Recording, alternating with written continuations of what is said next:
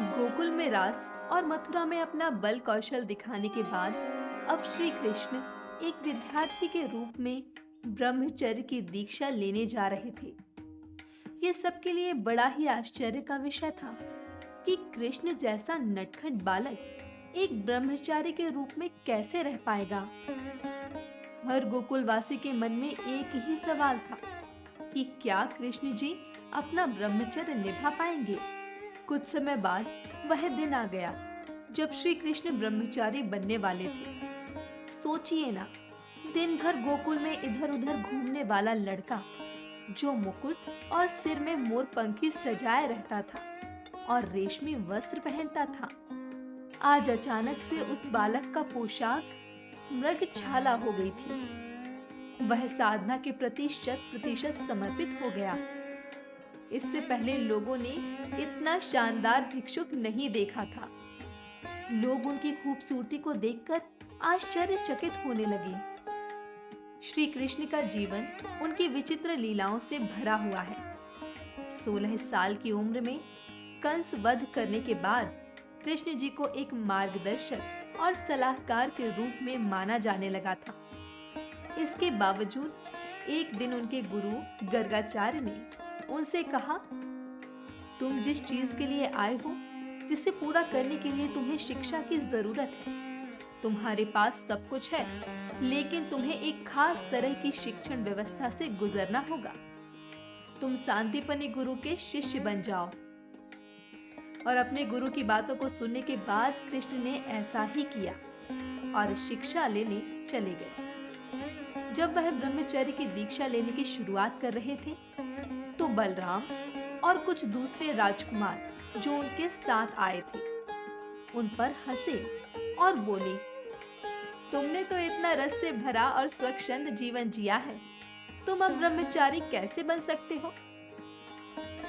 ये सुनकर कृष्ण ने कहा, कुछ खास परिस्थितियों में मैंने जो किया सो किया, लेकिन मैं हमेशा एक ब्रह्मचारी रहा हूं। अब आप लोग देखना, मैं ये शपथ लूंगा और इसे पूरी तरह निभाऊंगा भी।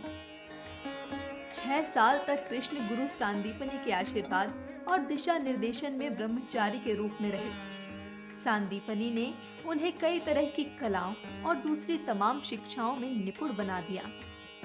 वह हर तरह के अस्त्र शस्त्र चलाना सीख गए थे। इसी के साथ चक्का फेंकने में उन्होंने खास महारत हासिल कर ली थी। कृष्ण जी एक गुणशाली और तेजस्वी छात्र एवं ब्रह्मचारी थे।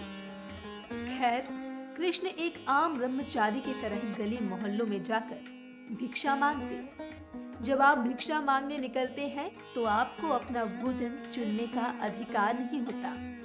जो भोजन आपके कटोरी में डाल दिया जाता है, वह चाहे अच्छा हो या खराब या कैसा भी हो, आप उसे पूरी भक्ति भाव के साथ खाते हैं। ब्रह्मचारी को उस भोजन की प्रकृति या स्वाद के बारे में नहीं सोचना चाहिए जो उसे भिक्षा में दिया जा रहा है। क्या खाना है और क्या नहीं, उसे इस बारे में भी अपनी पसंद नापसंद जाहिर नहीं करनी चाहिए। जब आप कहते हैं कि आप ब्रह्मचारी हैं, तो आप ईश्वरीय मार्ग पर चल रहे होते हैं। ऐसे में भोजन की आवश्यकता तो होती है, लेकिन आपका पालन पोषण सिर्फ भोजन पर निर्भर नहीं होता। कृष्ण जी अपने आत्म संयम दृढ़ संकल्प से एकदम पूरे ब्रह्मचारी बन गए। कृष्ण जो पहले हमेशा बहुत अच्छे कपड़े पहनते थे, आज हिरन की खाल की एक पट्टी पहनने लगे और साधना में 100% लीन हो गए।